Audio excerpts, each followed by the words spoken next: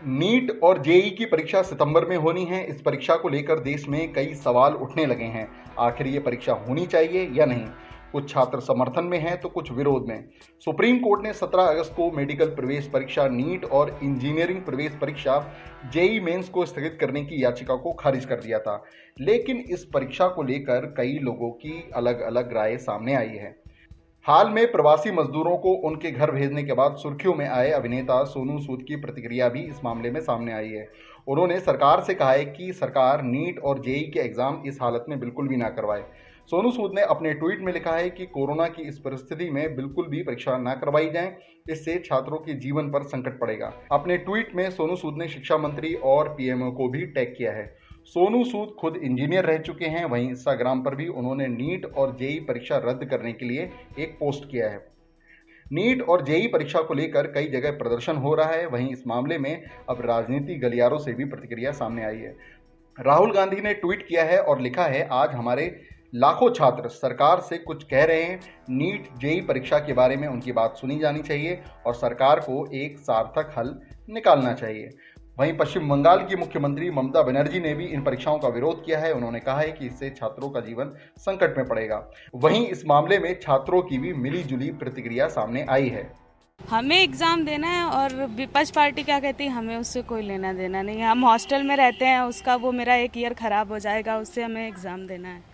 Sir तैयारी तो पूरी हो गई थी, कोरोना की वजह से थोड़ी बहुत रुकी हुई थी, पर क्या करें, अब बाहर रह रहे हैं, किराया भाड़ा लग रहा है। सरकार को इस हम लोग से क्या मतलब है? हम लोग ने तो तैयारी पूरी की है, हम लोग का ईयर बेकार जाएगा। परीक्षाएं जैसे भी हों करानी तो चाहिए, पूरी सेफ्टी का प्रबंध किया जाए। इच्छा कराएं, जो भी रूल है मतलब कि पूरी उसके साथ में कराएं, सेफ्टी के साथ में कराएं। मतलब थोड़ा टाइम ले ले, जैसे 4 दिन की होती हैं तो उसको 8 दिन में कराएं, शिफ्टें कम करें, लेकिन उसको कराएं। बच्चे मतलब कि जो साल भर तैयारी करते हैं और फिर इस टाइम पे बच्चों के ऊपर ज़्यादा डिप्रेशन चल रहा है। एक तो ऑफलाइन ऑनलाइन क्लासेस चल रही, बहुत सारी प्रॉब्लम्स आती हैं उसमें।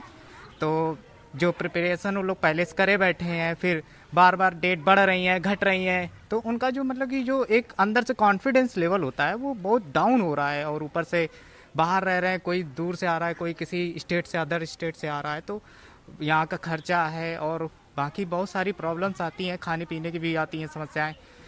तो ये सब चीज़ें हैं, तो मतलब कि सारा काम तो चल ही रहा है, सरकार अपना जो काम है वो तो कर ही रही है, लेकिन उसके साथ में बच्चों का भी बहुत ध्यान रखना चाहिए। पेपर हैं, कराएं, भले टाइम ले ले। कानपुर के छात्र जहां चाहते हैं परीक्षा होनी चाहिए, क्योंकि इनमें से कई छात्र बाहर से आकर तैयारी कर रहे हैं। कानपुर से आपको ले चलते हैं हैदराबाद, जहां छात्र चाहते हैं कि नीट और जेईई की परीक्षा नहीं होनी चाहिए। आई थिंक पोस्टपोन हो जाना चाहिए।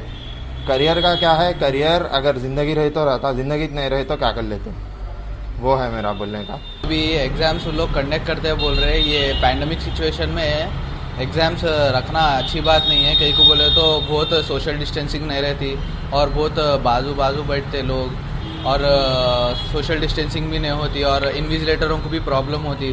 फिर उसके ऊपर से स्टूडेंट्स को बहुत दूर दूर से आना पड़ता है, उन लोगों को सही ट्रैवलिंग वो नहीं है और आना बोले तो भी बहुत मुश्किल होता है उन लोगों को। तो इस सिचुएशन में अगर एग्ज़ाम्स पोस्टपोन करें तो अच्छा।